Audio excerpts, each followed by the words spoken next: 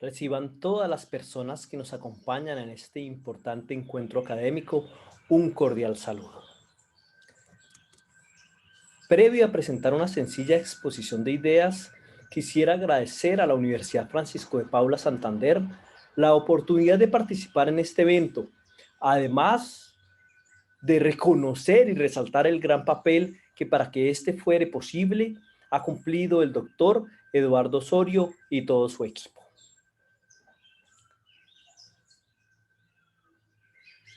La ponencia que presentaré el día de hoy se titula Redes sociales y medios de comunicación en Colombia. Una mirada desde la responsabilidad civil al ejercicio de la comunicación social y el periodismo en la era digital.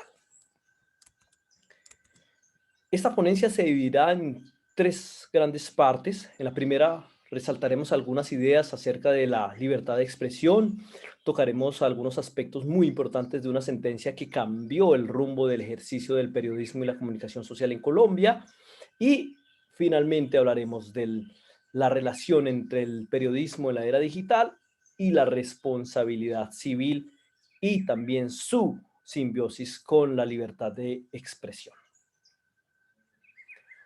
Bien, hay una frase que le han atribuido a Noam Chomsky, precisamente dice, si crees en la libertad de expresión, entonces crees en la libertad de expresión para puntos de vista que te disgustan. La libertad de expresión es un derecho muy ligado a la libertad de pensamiento y a la libertad de prensa. Es fundamental para poder ejercer otros derechos y participar activamente en una sociedad y en un mundo libre y democrático. Aunque la libertad para expresar un pensamiento no es un derecho absoluto, su condición de base de la democracia obliga, según el derecho internacional, a que cualquier posible limitación a la libertad de comunicación sea mínima, proporcionada y justificada. La jurisprudencia de la Corte Constitucional colombiana, tratándose de la libertad de expresión, es tan abundante como interesante. Se han proferido un poco más de 550 sentencias, la última de ellas en este mes, el 13 de mayo, la sentencia C-135 del 2021, a través de la cual la Corte Constitucional precisamente protegió los derechos a la libertad de expresión, a la libertad de información y a la libertad de prensa de las personas, periodistas y medios de comunicación en los procesos adelantados por la presunta responsabilidad civil extracontractual derivada de la emisión de información a través de medios de difusión masiva. Y en la parte final de esa ponencia se hará alusión a este importante pronunciamiento. Sin adentrarnos de manera profunda en el concepto de libertad de expresión, que seguramente ha sido manejado y expuesto en algunas de las otras ponencias en este evento, es necesario destacar que la Constitución Política de 1991 garantizó a todas las personas la libertad de expresar y difundir el pensamiento, las opiniones y la de informar y recibir información veraz e imparcial, y la de fundar además medios de comunicación. También consagró la Constitución la proscripción de la censura y se previó el derecho de la rectificación en condiciones de equidad. La jurisprudencia constitucional también ha establecido que la libertad de expresión es uno de los pilares sobre los cuales está fundado el Estado, en nuestro caso el Estado social de derecho. Este presupuesto también se extiende, digamos, al derecho de informar y ser informado veraz e imparcialmente, con el objetivo de que la persona juzgue la realidad con suficiente conocimiento. Después de esta sencilla pero necesaria conceptualización, a la luz de lo que ha dicho la Corte Constitucional, haremos mención a la sentencia C-087 de 1998. Esta sentencia, cuyo ponente fue el doctor Carlos Gaviria Díaz, analizó la constitucionalidad de la Ley 51 de 1975, que reglamentaba el ejercicio del periodismo. El fallo dejó claro que el título profesional de periodista o en el área de comunicaciones no puede ser exigido en Colombia como una condición para cumplir la actividad de informar, pues el ordenamiento jurídico consagra la libertad de información como un derecho fundamental de toda persona. De esta manera se señaló que quien desempeñe tareas en estas áreas, por la naturaleza de la actividad que cumple, está ligado por deberes específicos, dentro de los cuales se encuentra, entre otros, el secreto profesional o la reserva de la fuente, por ejemplo. Eh, Destacando que esos deberes realmente no se originan en la posesión de un título o una tarjeta profesional, sino en la naturaleza misma de la actividad que se cumple. Justamente la Providencia también resaltó que todo periodista o comunicador o la empresa que preste sus servicios es responsable penal y civilmente de los daños que con el ejercicio abusivo de su actividad ocasione. Adicionalmente, esta sentencia hace un interesantísimo análisis de gran altura sobre una pregunta, y es si implica un riesgo social la libertad de opinión. Termina planteando una respuesta en el sentido de que la libertad de opinión, en tanto que es un derecho fundamental, lo mismo, por ejemplo, que el sufragio universal, son riesgos, sí, así entre comillas, incitos al sistema.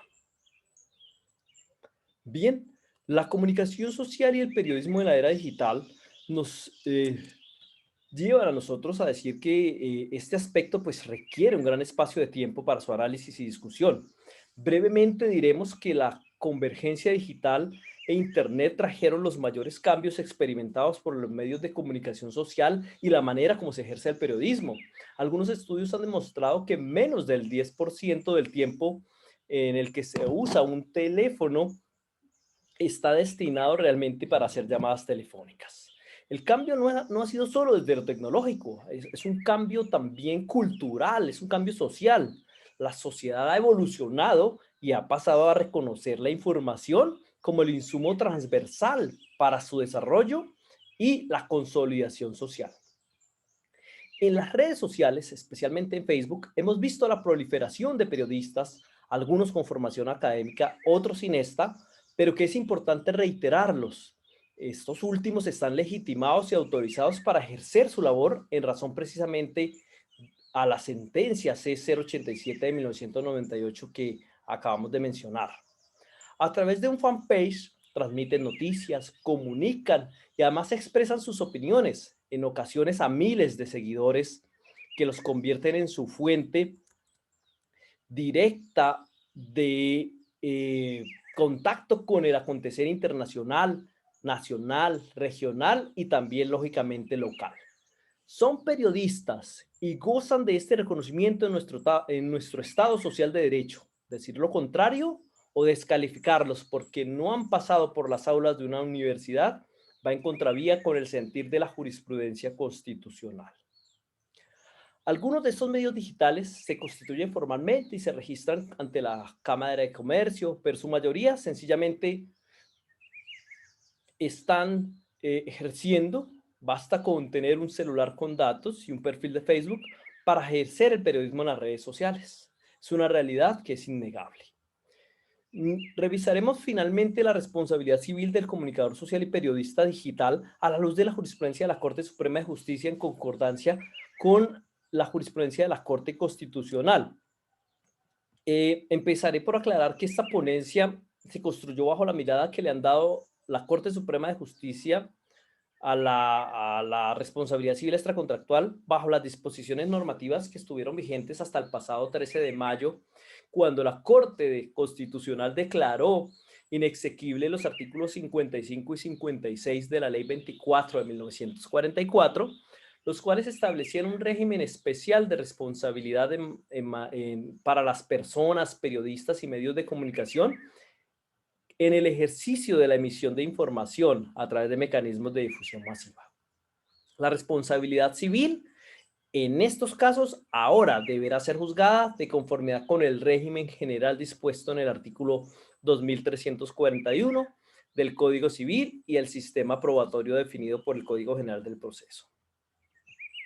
Entonces, para empezar en esta, diremos que en un proceso de responsabilidad civil extracontractual por la actuación de un periodista o un comunicador social, siempre se implicará un análisis para cada caso del respeto o vulneración de los estándares fijados en la jurisprudencia nacional y en el sistema interamericano de derechos humanos respecto de los límites de libertad de expresión y la responsabilidad aplicable a los periodistas respecto de los contenidos que emiten.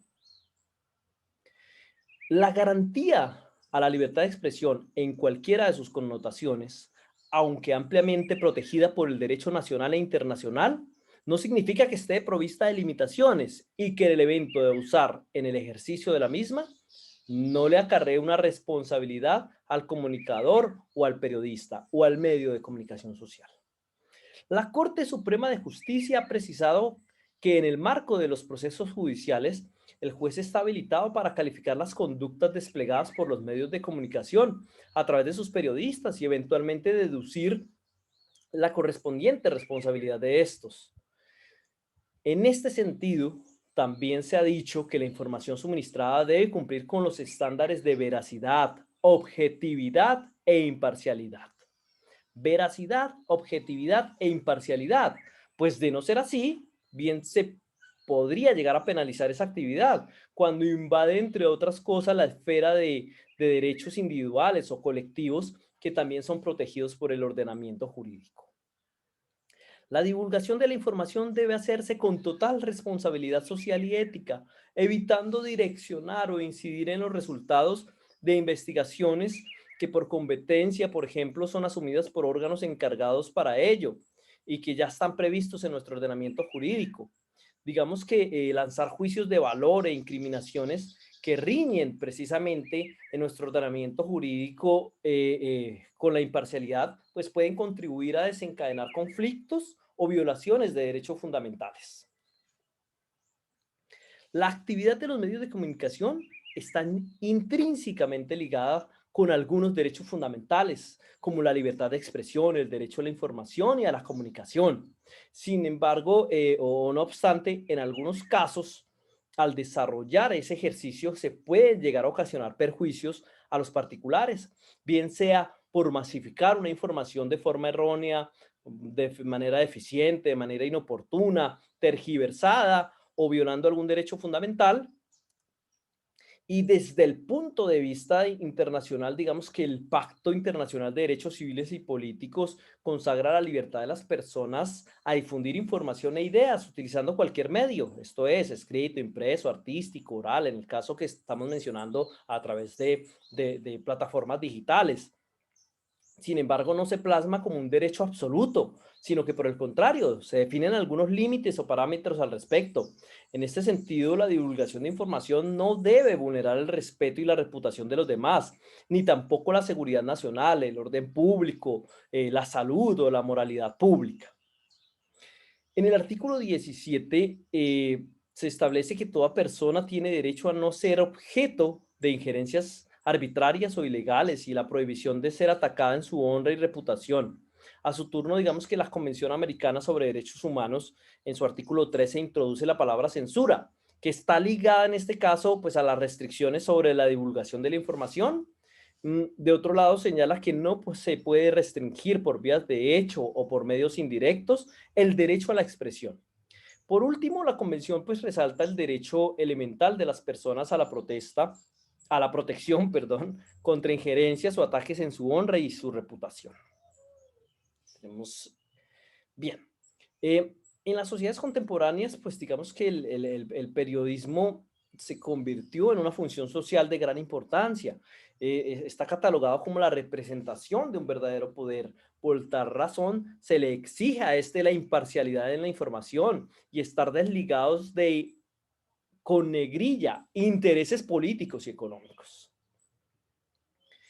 Por tal razón, digamos que la labor de los medios de comunicación debe ser cuidadosa, como quiera que la transmisión de información errónea, el prejuzgamiento, las imprecisiones, las falsedades, pues afectan directamente a una persona, dañando su buen nombre y poniendo en riesgo su integridad personal y familiar. Estas situaciones variadas son las que ocasionan el daño, el cual en sentido jurídico pues es una alteración negativa de las cosas existentes, ¿verdad? En el concepto básico del maestro Juan Carlos Henao. Vivimos en los tiempos de la desinformación, en los tiempos de la proliferación de noticias falsas.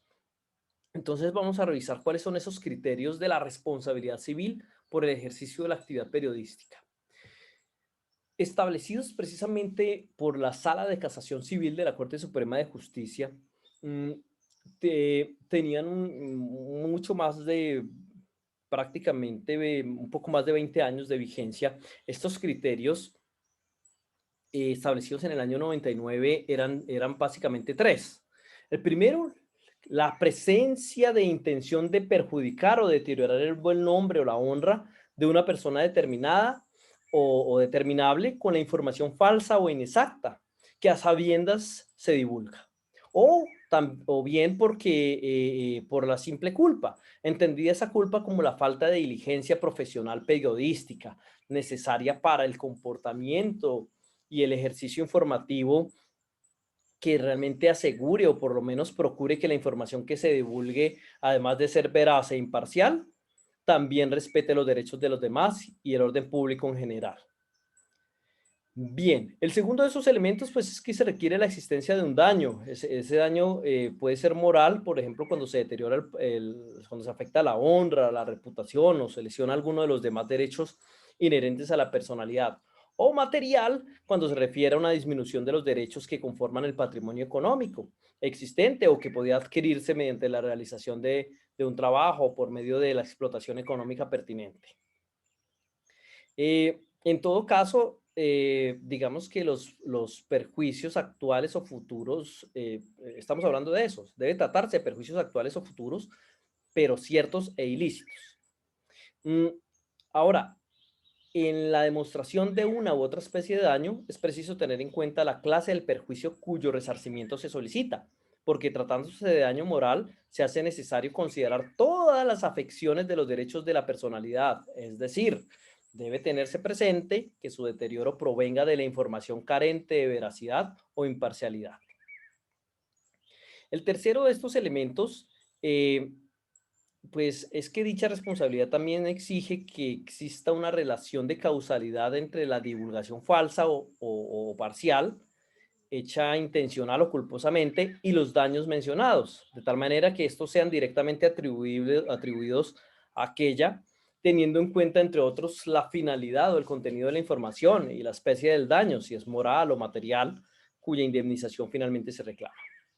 Si revisamos la posibilidad de que se configure responsabilidad civil en el ejercicio del periodismo en las redes sociales, encontraremos que el uso incorrecto de la libertad de expresión propia de esta actividad profesional puede llegar a abrir una caja de Pandora llena de situaciones que lesionan derechos fundamentales y que además por las circunstancias propias de la información en Internet posiblemente no puedan cerrarse.